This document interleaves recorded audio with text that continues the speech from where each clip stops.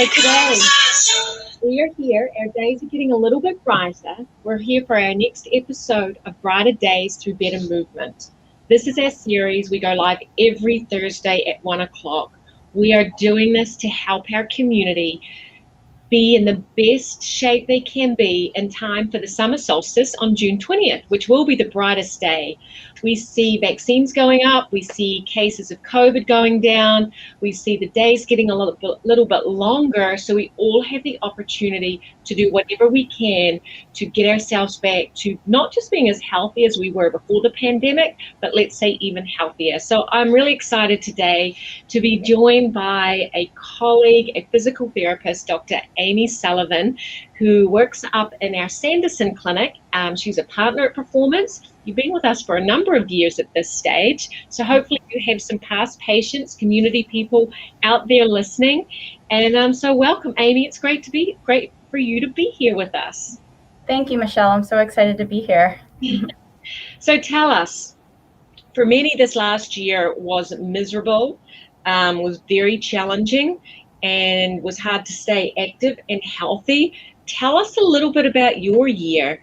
How did you manage to stay active, stay healthy, and stay positive through the year we've just had? So I actually had a baby on April 7th, 2020, so right at the start of this pandemic. So about a year ago, I was freaking out because I was 37 weeks pregnant, and things were getting very scary at that time. But I was still walking right up until 41 weeks in a day, the day I got induced. So I had my baby April 7th, and it's been quite the year to have a baby, but he's brought so much joy to our lives, and definitely teaches us to find joy in every day, and has made this year a lot brighter for us. So hopefully by the time that he can remember being a child, we'll be past the pandemic. So for many people who discuss this pandemic as a major challenge, for you it's going to be a year of highlights. So congratulations. I know that your little boy is actually in the other room being taken care of by the staff at Performance and being shared around. So congratulations on the birth of your baby and through getting through that year. And let's jump on to walking, because walking is something that you mentioned right up until you were 41 weeks of pregnancy. So is walking something that you traditionally did before you were pregnant? Like, how does walking play a role in your lifestyle when you're pregnant, now, and even before all of this time? So walking is good when you're pregnant. It's good for anybody. And the best part about it is that most people can do it. If you have pain, see a physical therapist before, but most people are able to walk. And it's so important for so many things. It can reduce your risk of cardiovascular disease, diabetes, obesity. It's less stress on the joints, less stress on the cardiovascular system if you're not a runner or if you can't run. So it's a great option. It improves your mood, your mental health. It's just great on so many levels, and it really does affect every system. So something easy to do, get outside, enjoy these nicer days that we're starting to get. So I use my Apple Watch as a source of motivation. I try and do 10,000 steps per day, and that's what the American Heart Association recommends. The American Heart Association also recommends 30 minutes per day. So you don't need to do that consecutively. If you can, great. But I think that anybody can find 30 minutes in a day, because there are 24 hours in a day. So even if you're walking at 6 in the morning, 8 at night, or doing any form of exercise, not just walking, but it is important to find that 30 minutes and make your health a priority. So taking extra steps can include doing things like taking your dog for a walk. I do have a dog myself, and we take her for 2 walks a day, and she loves it. She's never missed a walk. So we know that she has a lot of energy and needs that. So it's the highlight of her day, and it's really important. It's good for us and it's good for her. If you have to park to get to work, park farther away. That's one other way to get steps. Do laps around your house. And even on the cold winter days, the rainy days, still get out there and just dress for appropriately. You're not going to melt in the rain. If there's a risk of falling in the ice, that's a different story. But if you can get out there, even on the not so nice days, it'll make you feel a lot better. So. You bring up so many great points there, Amy. And I think one of the things, even just what you first talked about, was all the different benefits that come with walking. Like, it helps your mood, it helps your cardiovascular health, but it also helps prevent many of the chronic diseases and ailments. And there's truly great research out there. Someone said to me the other day, wow, walking's like the magic pill. And I'm like, it absolutely is. And it's much cheaper than a lot of the medications that we take. Like, it is so fundamental, it has so many benefits. If only we could motivate people to do it. So we did ask, we did put a question out on social media. Did you get your 10,000 steps a day? Let's see how many people did manage to get to that recommended 10,000. It was only 33% of people. So it's not that many people. And you gave some great tips on how to do it. We did ask people out in the community, what do you do to get to that? Our friend Gary Goldberg, he just walks a lot over from Squad Locker. Gary, you'll be pleased to know that we're actually giving away a Squad Locker PPT fleece today, and also a Mediflow pillow. So we'll give those away later on in the show. But otherwise, people have managed to get their steps in by running. Running's obviously a really efficient way to do it if you're a runner. I, of course, love that way. And if you've got an active job. So you mentioned parking the car far away, Amy. You mentioned even just walking around the house. For someone who isn't even tracking their walking at the moment, who isn't doing anything, who's sitting back listening, going like, all right, I hear you. The 10,000 is a lot. And in 30 minutes, you actually don't get to 10,000. What would you recommend for the people out there at the moment who are like, yeah, there's no way I get to 10,000. I get to maybe 1,000. What little tricks or what advice would you give them to say, all right, let's just kick it up a little notch. You don't have to go to 10,000, but what initial steps would you recommend people take? I would say 7,000 is a great goal to reach. But if you can't reach that, even just starting at 2,000, 3,000 a day would be a start. So any progress is progress. And if you want to start out by doing those small steps to get there. So make goals for yourself. You can set an alarm, on your phone, and just get up every 30 minutes, walk around the house, walk to your mailbox, do things like that to just stay moving and make sure you're not sitting too long, because our bodies are not made to do that. Now, you mentioned goals there, and I think that's a really important point. You also mentioned your Apple Watch.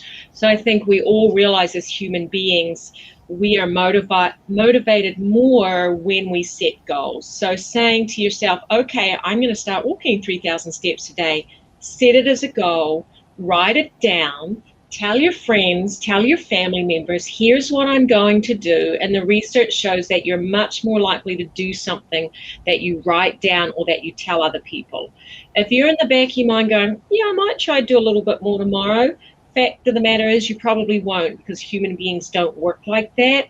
But having an external way to keep you motivated, as you mentioned, Amy, you've got your Apple Watch, and I know perfectly well that you'll get to 6 o'clock at night and be like, oh, I'm at 8,000. What can I do to get to 10,000? It's like a little game. Yeah. And my dog and my baby keep me motivated too. So, they love going out just as much as I do, and my husband too. So it's something we can all do together as a family, and it's good for everybody. So. Absolutely. So tell me about how you manage a baby when it is pouring with rain outside, or it's very easy to use those excuses. It's too cold. Mm-hmm. Let's give some advice for the mothers and fathers out there with little kids who are like, oh, we're not going out there. Yeah. So we actually purchased a weather shield for our stroller, and it's the best purchase we've ever made. We use it all the time. For the windy days, it blocks the wind. It's just it looks like he's in a little igloo or bubble, and it blocks the rain, the wind, the snow. So he's nice and toasty in there, and his cheeks are never red. He's never cold. We bundle him up in a snowsuit and hat and gloves, and as long as you dress the babies warm, there really isn't any reason that you can't take them out. And same thing with my dog. I mean, she's perfectly happy in the cold weather. So I don't think that it being too cold is an excuse. I know that sounds harsh, but you just have to dress for it. So it does make all the difference in the world. Completely agree. And babies have something called brown fat compared to adults we don't really have. And that actually means that babies are a little bit more resilient when it comes to temperature fluctuations. They can manage their temperature better than we can as adults. So you bring up a great point. You're not being tough. You're not being mean. Like babies, obviously you want to protect them from the wind, bundle them up, but they're not as delicate as what they appear to be when it comes to their ability to deal with temperature changes. It's more the adults and the parents that seem to be a problem there. Yeah. We're hearing from some people, and I love hearing these things because, by the way, all of these comments, for anyone who places a comment during this podcast, please know that you're getting an extra place in our drawing for our Mediflow pillow as well as our fleece. So thank you for those comments. I missed a couple of them, and I know that behind the scenes are going to pull those up again, but I saw a part far away from the store. I always think that's a great one.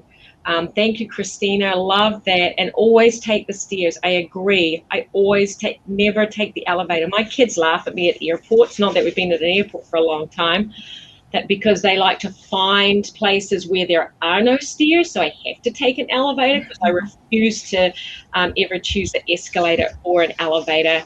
And Caitlin Menard, thank you so much. Morning, nightly walks, even if it's only 15 minutes. Great points.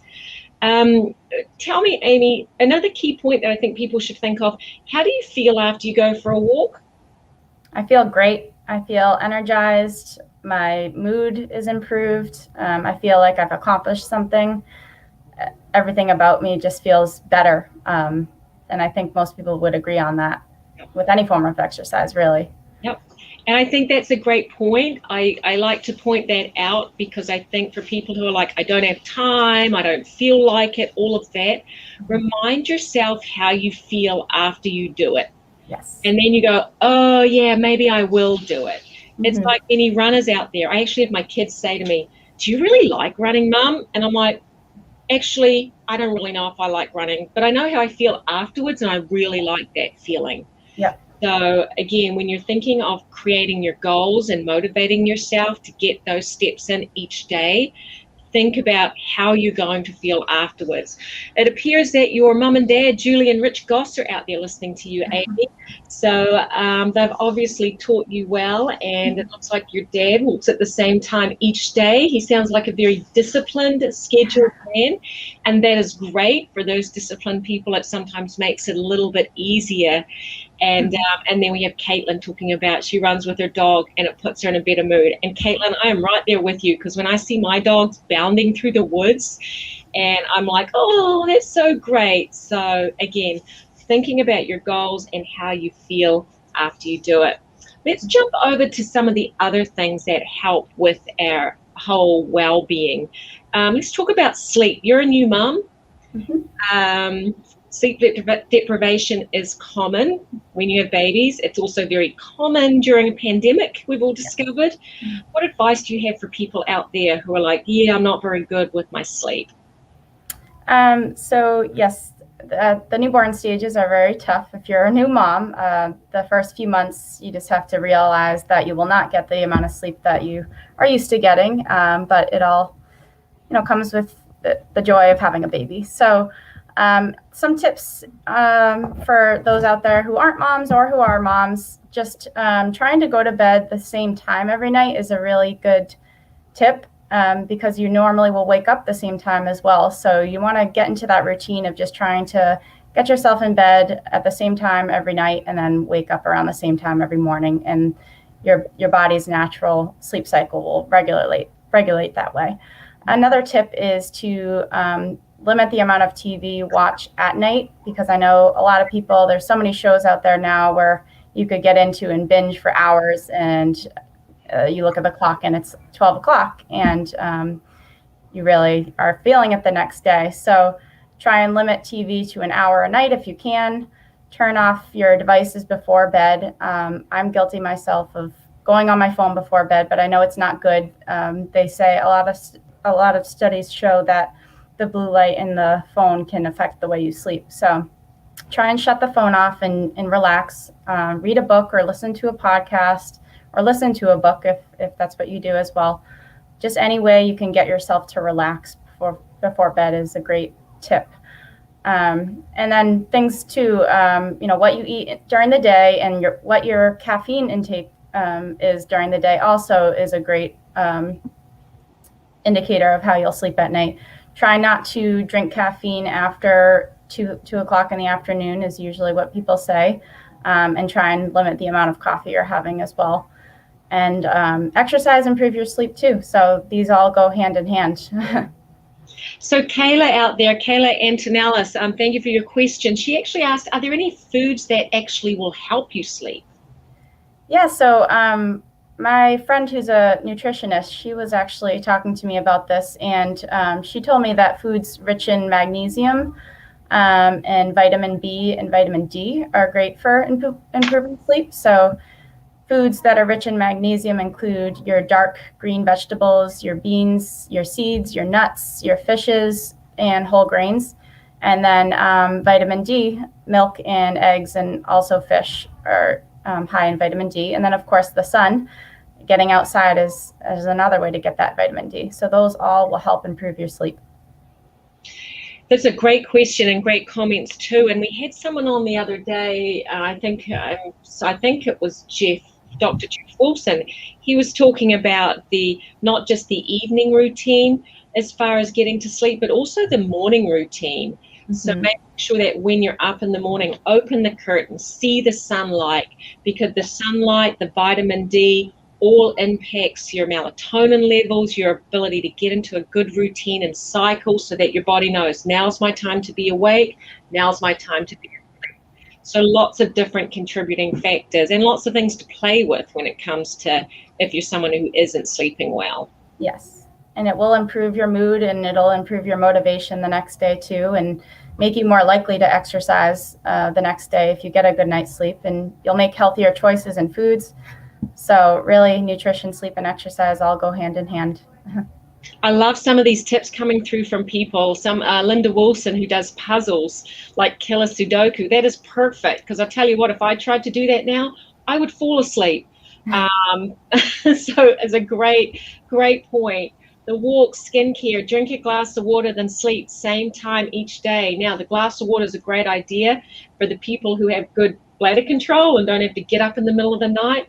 But I think you bring up a great point. It's all about that routine. And again, it's discipline, and discipline is really hard to have that structure for not just bedtime, but your morning routine and exercise.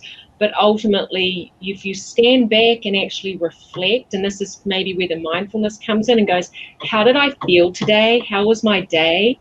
It reinforces you thinking, you know what, it's really good when I actually turn my phone off at 8:30 at night and have an hour without it, and I go to sleep better and I feel better the next day. Like actually reflecting and being mindful on how those things impact you. We started to talk about nutrition a little bit, and especially the things that impact your sleep, which are all things that are of all foods that are really healthy and good for you. There's been talk of the COVID-15 or the COVID-19 pounds. People have definitely overall may have put on a little bit of weight over the pandemic. How have you seen that in the clinic, Amy? Have you seen patients who have been challenged by that? And how do we help people get back into better nutritional habits so they can manage any of that weight gain or those poor habits they may have developed? Yeah, so I think being home for people has been good, and it's been bad because when you're working from home or just home more often, you're more likely to just go in the cabinet and reach for a snack, or you're just going to eat when you're not hungry because it's there. You have all of these options of food available to you 24/7, whereas if you're out and about, you may not have that available.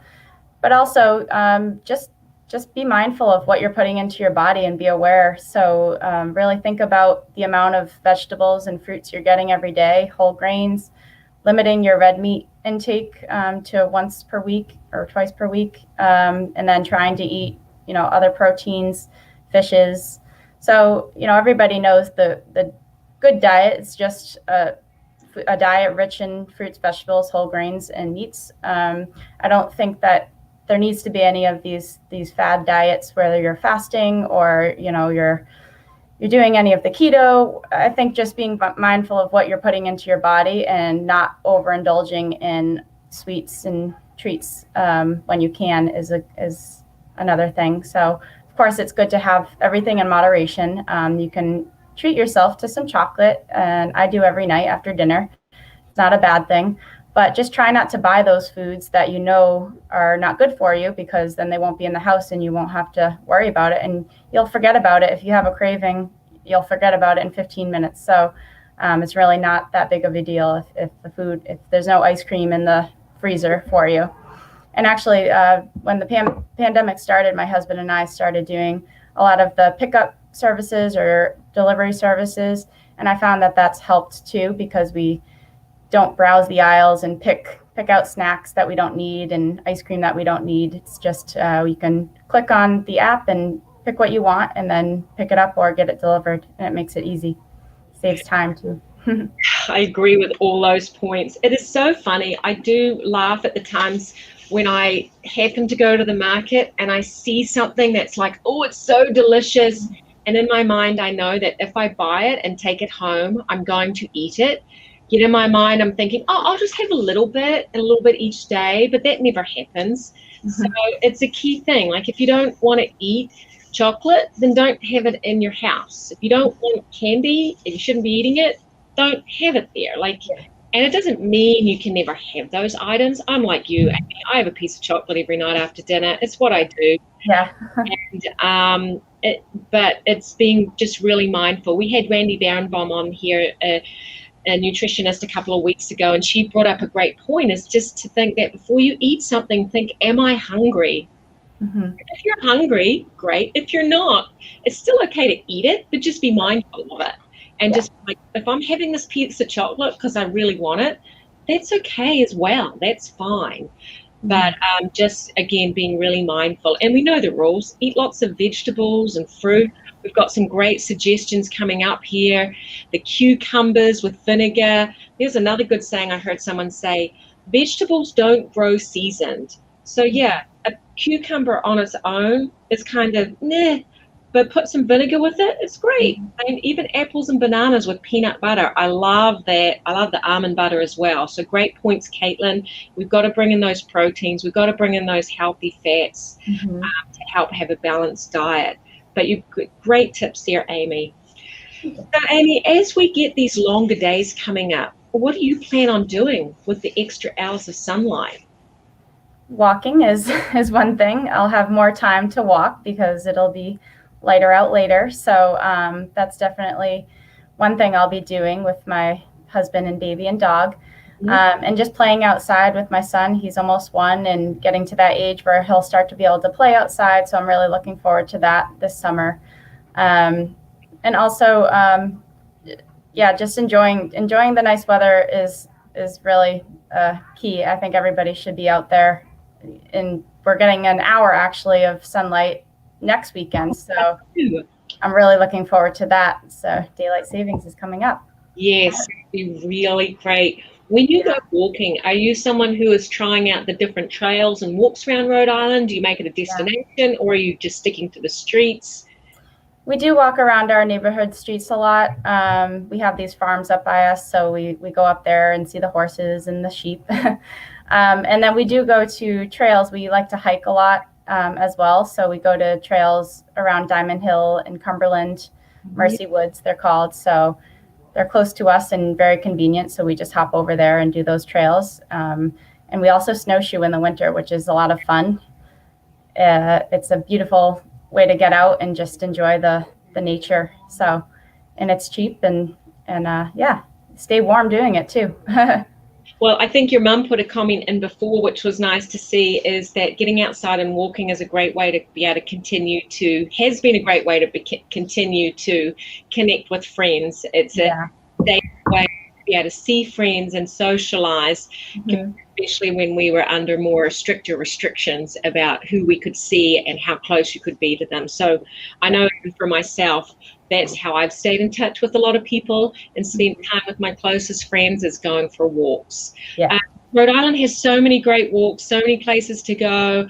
There's a good app called trails.com. You may use it as well. It has shows you where all the different walks and hikes are all around Rhode Island, whether you can take your dog or not, if they're kid friendly, if you can snowshoe, all those kinds of things. So we're lucky here in Rhode Island and Massachusetts, Connecticut. There's lots of great hikes and walks. You don't suddenly have to traipse off to New Hampshire and Vermont, even though they've got great opportunities there. There's a lot here in Rhode Island after all. Yes, there is. I know that we've been doing a little extra time on our devices, watching TVs and shows, and so I'm always curious to hear what people are watching, listening to, or reading.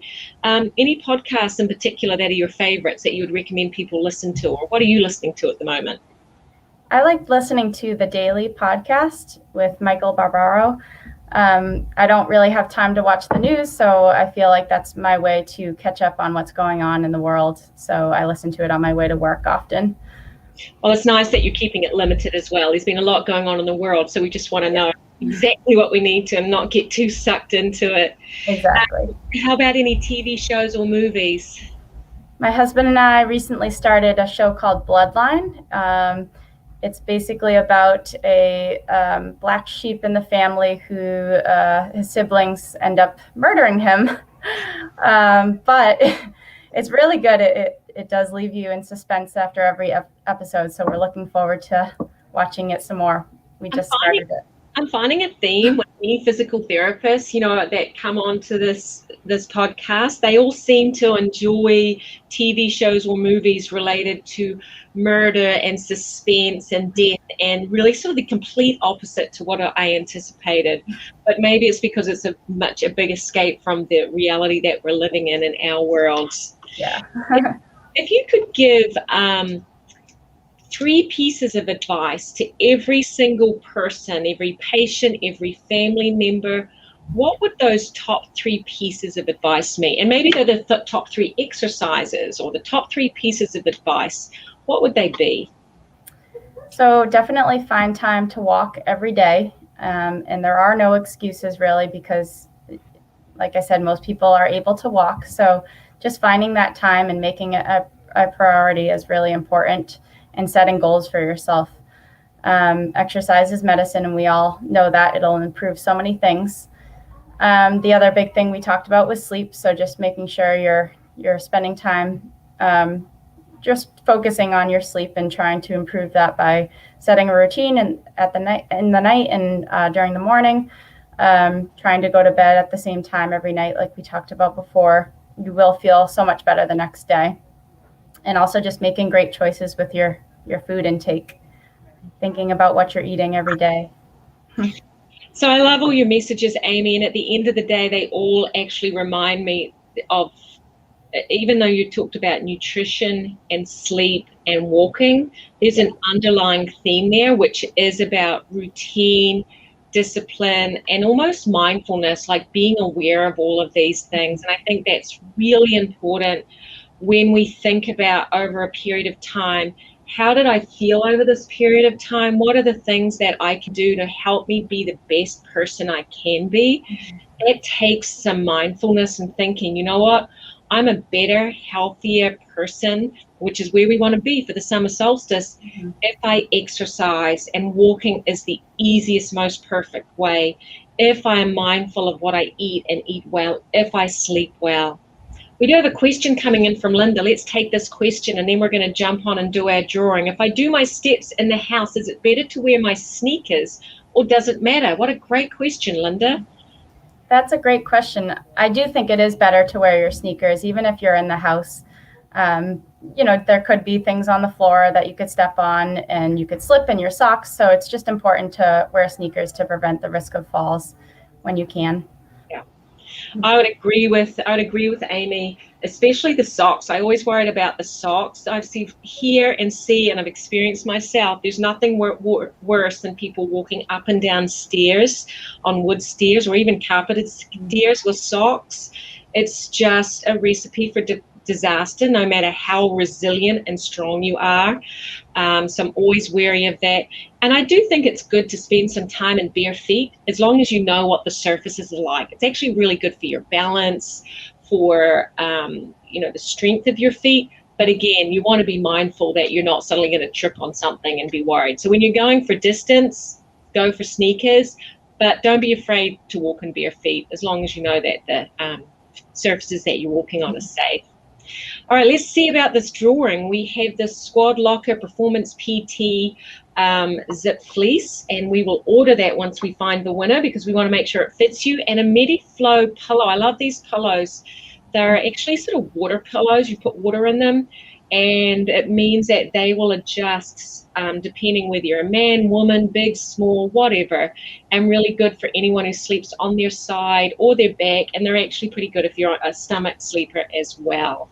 So it's something we recommend to anyone who has any kinds of neck problems, shoulder problems, headaches, TMJ, any of those things. All right, let's see. I think we have our friend Nick here who's going to do that drawing today. Remember, for those who haven't signed up for this, if you go to our website, performanceptri.com/live, you can sign up and you'll be in this drawing every week. And for those who were here today, you get an extra drawing in, so an extra chance to win this prize. And Nick's going to do a random drawing now and tell us who the winner is. All right, we have our number randomizer, and the winner is Linda Wilson. She just asked a question. Congratulations, Linda. Great. Congratulations, Linda. We will reach out to you and coordinate you getting that fleece, which will be perfect for your spring walking and evening walking when it's a little chilly outside. And we'll look forward to making sure you get to have a nice good night's sleep with our pillow. Next week, I wanted to let you know that we have Sean Petrucci joining us. Sean is an athletic trainer, so he's really going to be focusing on athletes out there. Some of the winter league has begun or is about to begin, and the spring league is being pushed out a little bit, but lots of things happening for those students. Many of them haven't been able to train or participate in their normal ways, so it will be really great to have Sean here to answer questions and provide insight for those athletes, as well as some of the parents out there who are going to be keen to hear. And we'll be giving away a duffel bag and a PPT hat next week, so it'll be nice to have that. All right, Amy, as we reach the end here, what do you have planned for the rest of today? It's kind of a mild day, and I know that you're not officially working today. We will go for a walk as soon as I get home. Yes, I can't wait. The sun's out, so I'm looking forward to it. All right. Well, Amy, thank you so much, and have a wonderful celebration for Dylan's first birthday, which is coming up. Thank you. Thank you for your great messages, and anyone out there listening who has questions or wants to reach out to Amy, please do so. You can check out her website. She's happy to talk to you, see you, all of those things. Thank you so much for having me, Michelle. Oh, absolutely, my pleasure. Bye. Thank you.